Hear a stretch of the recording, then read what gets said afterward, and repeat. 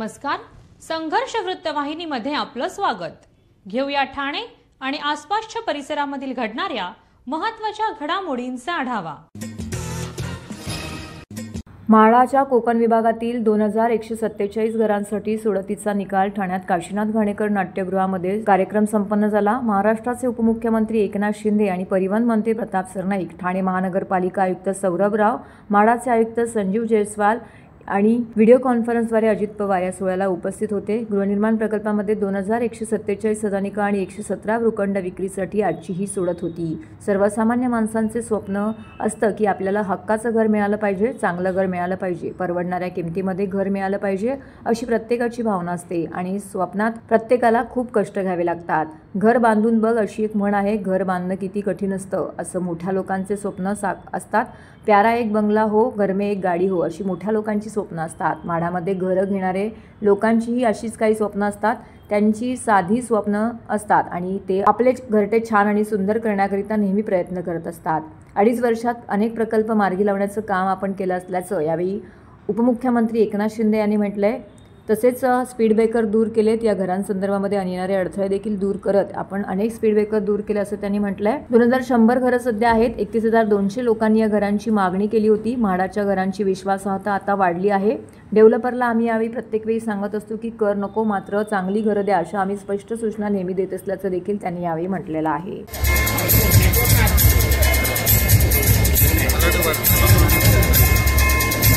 मी विनंती करतो माननीय मुख्यमंत्री महोदयांना त्यांनी सन्मानित करावं।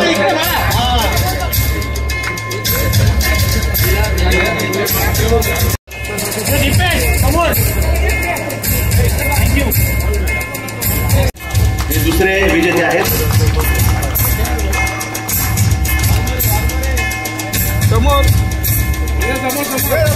आदित्य वाघमारे हे दुसरे विजेते झालेले आहेत, भाऊ आहेत। त्यांनाही 20% सर्वसमावेशक योजनेमध्ये नंबर लागलेला आहे।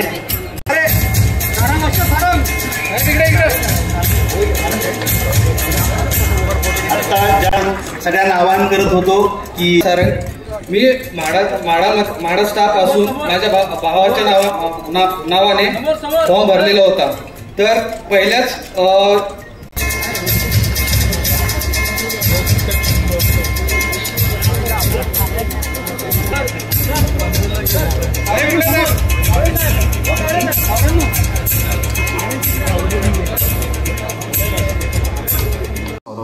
म्हाडाच्या सर्व अधिकारी आणि विशेष करून सर, मला सांगायला अतिशय आनंद होता की गेल्या 1.5 वर्षामध्ये सर आपण कोकण मंडलच्या ह्या 3ऱ्या लॉटरी आपण करतोय सर, आणि आजच्या या लॉटरीमध्ये भूखंडसह 2264 सदनिका आणि भूखंडची लॉटरी होणार, ज्याकरिता साधारणपणे आपल्याला 31,500 अर्ज प्राप्त झालेले आहेत।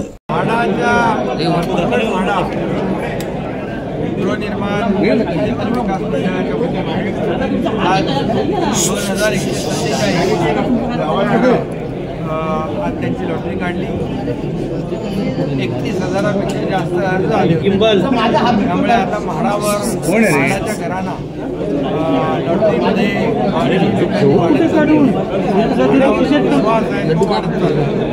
म्हाडाच्या क्वालिटी चांगली आणि वेळेमध्ये, त्यामुळे आणि पूर्णपणे या सिस्टीममध्ये जी कार्यपद्धती आहे, पारदर्शकता आहे, कुठे काही पूर्णपणे प्रेम बूम कसा लावणार, प्रेम कसा आपण पाहिलं खाली घे ना, हे प्रेम तू बूम काढ त्या साईडला। अनेक लोकांना लॉटरी लागली पण आणि त्यांना आपण घरांचं हे घर देऊन टाकलं आणि त्याच्यामध्ये तुमचे पत्रकार पण होते आणि पोलीसही होते आणि नागरिकही होते। त्यामुळे अतिशय पारदर्शक पद्धतीने ही म्हाडाची लॉटरी निघते। गेल्या आठवड्यामध्ये आम्ही पुणे, पिंपरी चिंचवडचे 6,400 घरांची लॉटरी काढली। आता परत या 3-4 महिन्यामध्ये आणखी लॉटरी काढली जाईल। आज ज्यांना घरं मिळाली त्यांचं अभिनंदन करतो आणि ज्यांना मिळाली नाहीत त्यांना शुभेच्छा देतो। पुढच्या लॉटरीत त्यांनाही मिळतील।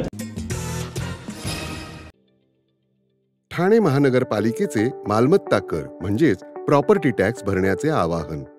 सन 2022-23 या आर्थिक वर्षाचे मालमत्ता कराचे म्हणजेच प्रॉपर्टी टॅक्सचे बिल ठाणेकर करदात्यांना महापालिकेमार्फत आर्थिक वर्षाच्या सुरुवातीस म्हणजेच माहे एप्रिल 2022 मध्ये देण्यात आलेले आहे.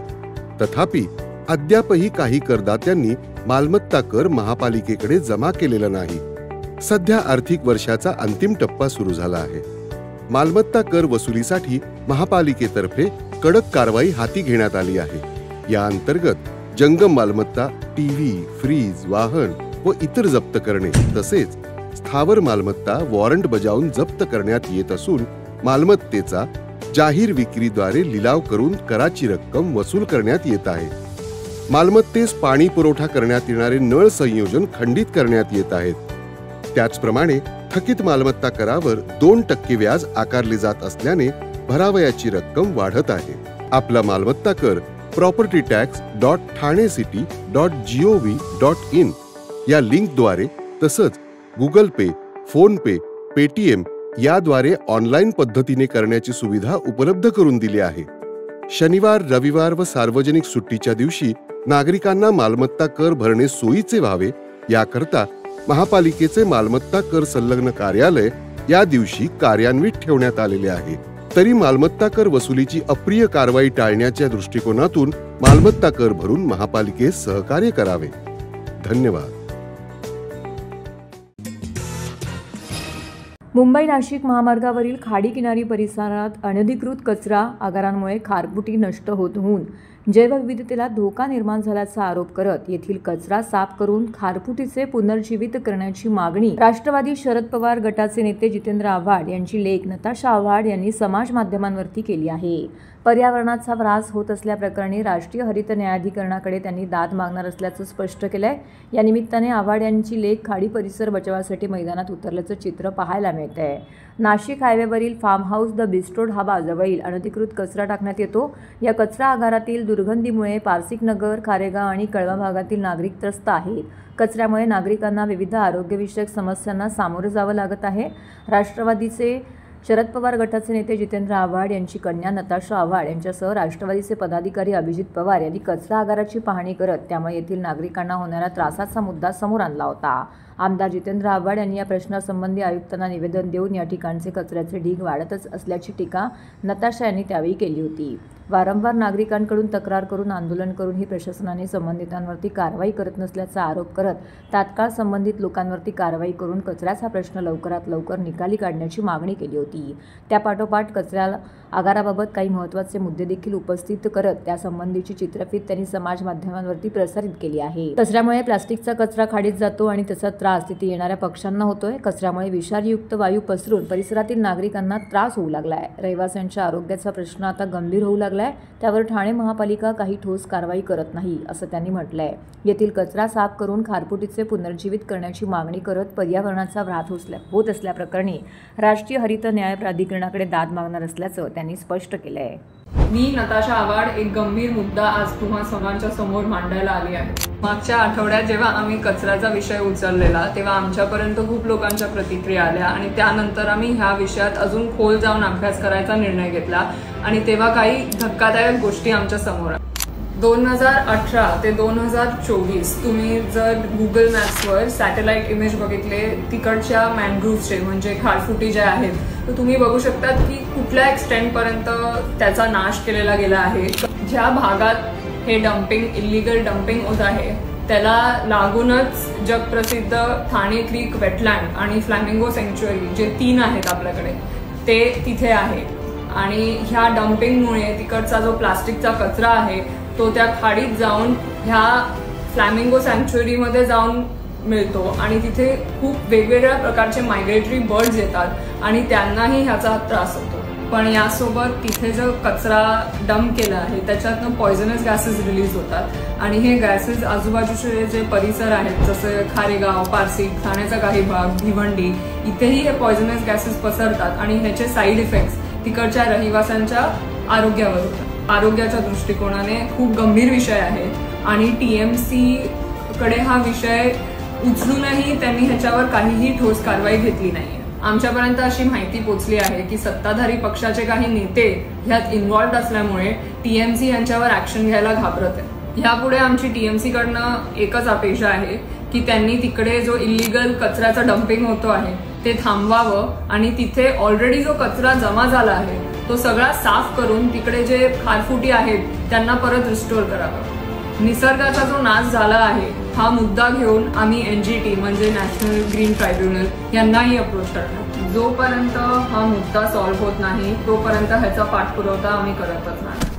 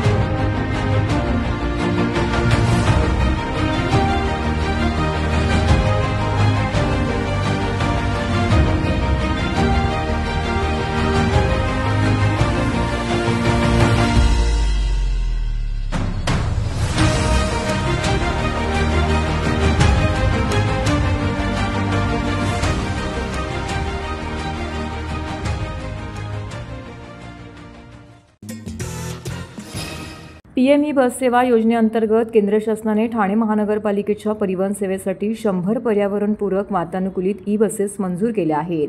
येत्या एप्रिल महिन्यात या बसेस TMTच्या ताफ्यात दाखल होतील। वाढीव बसेस आणि उर्वरित केंद्र शासनाच्या अनुदानासाठी प्रयत्नशील असल्याची ग्वाही ठाणे लोकसभेचे खासदार नरेश म्हस्के यांनी दिली आहे। नगरविकास आणि गृहनिर्माण विषयक स्थायी समितीची बैठक श्री मंगुता श्रीनिवासुलू रेड्डी यांच्या अध्यक्षतेखाली संसदेत झाली। या समितीचा सदस्य म्हणून खासदार नरेश म्हस्के या बैठकीला उपस्थित होते। परिवहन सेवेच्या विस्तारासाठी तसेच आगारांच्या पायाभूत सुविधांचा विकास आणि अद्ययावतीकरण या विषयांवरती ठाणे लोकसभेचे खासदार नरेश म्हस्के यांनी महत्त्वपूर्ण मुद्दे बैठकीत मांडले। प्रदूषण कमी करण्यास हातभार लावणाऱ्या 100 वातानुकूलित आरामदायी ई-बसेस ठाणेकरांच्या सेवेसाठी दिल्याबद्दल बैठकीत खासदार नरेश म्हस्के यांनी पंतप्रधान नरेंद्र मोदी आणि केंद्र शासनाचे प्रथम आभार मानले। तसेच ठाणे शहराची वाढती लोकसंख्या लक्षात घेऊन ठाणे परिवहन सेवेला जादा बसेस द्याव्यात अशी मागणी खासदार नरेश म्हस्के यांनी केली आहे। ठाणे परिवहन सेवेला जसे केंद्र शासन सहकार्य करत आहेत तसेच देशातील अन्य राज्यातील स्थानिक स्वराज्य संस्थांच्या परिवहन सेवांना सहकार्य करावे अशा सूचना खासदार नरेश म्हस्के यांनी दिली आहे। म्हस्के यांच्या सूचनेचे बैठकीला उपस्थित अन्य खासदारांनी स्वागत देखील केलं आहे। सायबर क्राईम करून कोट्यावधी रुपयांचा मलिदा मिळत असल्याने आता गुन्हेगार नवनवीन युक्त्या शोधून नागरिकांची फसवणूक करत आहेत। याबाबत सतर्क राहण्याचं शासनाकडून सांगितलं जात असताना घरात एकट्या दुकट्या राहणाऱ्या ज्येष्ठ नागरिकांनी सायबर क्राईमबाबत जागरूक राहावे यासाठी कोपरी पोलिसांनी विधायक उपक्रम राबविले आहेत। ज्येष्ठ नागरिकांच्या घरी जाऊन सायबर क्राईम गुन्हे कसे होतात आणि यापासून आपली फसवणूक होणार नाही या संदर्भात पोलीस सध्या प्रबोधन करत आहेत। एकट्या दुकट्या ज्येष्ठ नागरिकांच्या घरात घुसून लुबाडण्याच्या घटना घडत असतानाच ज्येष्ठ नागरिकांना सायबर क्राईमची फसवणूक होण्याची शक्यता नाकारता येत नाही। सायबर क्राईमपासून ज्येष्ठ नागरिकांचे संरक्षण करण्यासाठी त्यांना सायबर जागरूकता वाढवणं महत्त्वाचं आहे। त्यामुळे कोपरी पोलिसांनी स्वतःच्या हद्दीत एकटे दुकटे राहणाऱ्या ज्येष्ठ नागरिकांना सायबर गुन्हे कसे घडतात याविषयी जनजागृतीपर माहिती देण्यास सुरुवात केली असल्याची माहिती वरिष्ठ पोलीस निरीक्षक निशिकांत विश्वकार यांनी दिली आहे। तरुणांप्रमाणे ज्येष्ठांना सोशल मीडियाची भुरळ पडली आहे। दिवसागणिक इंटरनेटवर नवनवीन माहिती उपलब्ध होत आहे। त्यामुळे ही माहिती आत्मसात करण्याचा प्रयत्न काही ज्येष्ठ नागरिक उत्सुकतेपोटी करत असतात। मात्र ही उत्सुकता एखाद्या सायबर गुन्ह्याच्या फाशात अडकवण्याची त्यांना शक्यता असते। फसवणूक करणारे गुन्हेगार भावनिक डावपेच वापरतात। एखाद्या प्रिय व्यक्तीला धोका असल्याचं भासवणे इत्यादींच्या माध्यमातून ज्येष्ठ नागरिकांना लुबाडण्याचा धोका सध्या वाढू लागला आहे। हॅलो, माझं नाव भालचंद्र अनंत मयेकर। आज रोजी आमच्या घरी कोपरी पोलीस स्टेशनचे वरिष्ठ अधिकारी आमच्या घरी आले होते। आमच्या काही अडचणी आहेत। आम्ही ज्येष्ठ नागरिक आहोत। आम्ही घरी दोघं जणच असतो। आमच्या घरी काही प्रॉब्लेम आले म्हणजे कधी कधी बाहेरून फोन येतात की तुमचा मुलगा अडचणीत आहे किंवा कोण तुमचे नातेवाईक अडचणीत आहेत की आमच्याकडे पैशाची मागणी करतात, असे खोटे फोन येतात।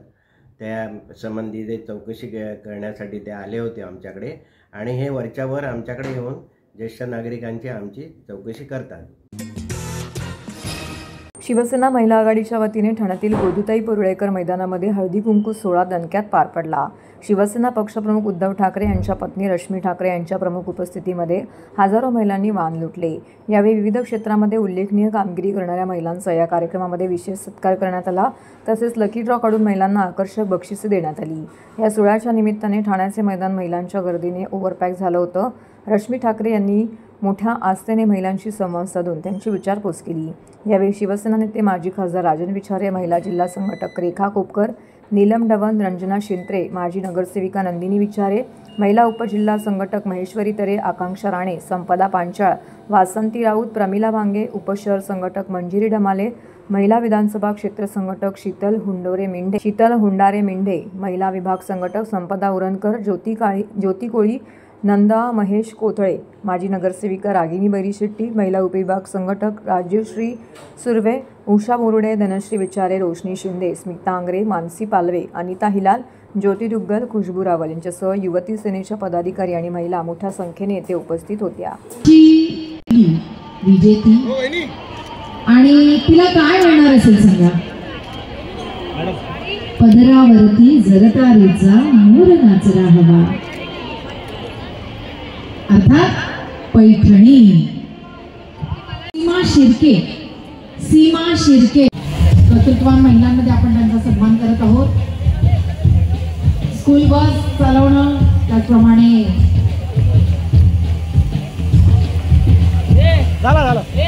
ट्रॅव्हल्स बस चालवतात.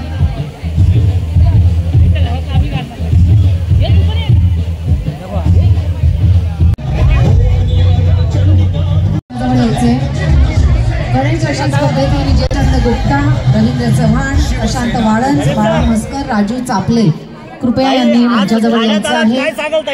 आज या तिळगुळ समारंभामध्ये, हळदी कुंकवाच्या समारंभामध्ये आहे. गणपतीमध्ये आपण दर्शन केलं होतं. खूप सुंदर सुंदर अशी सजावट आपल्याला पाहायला मिळाली.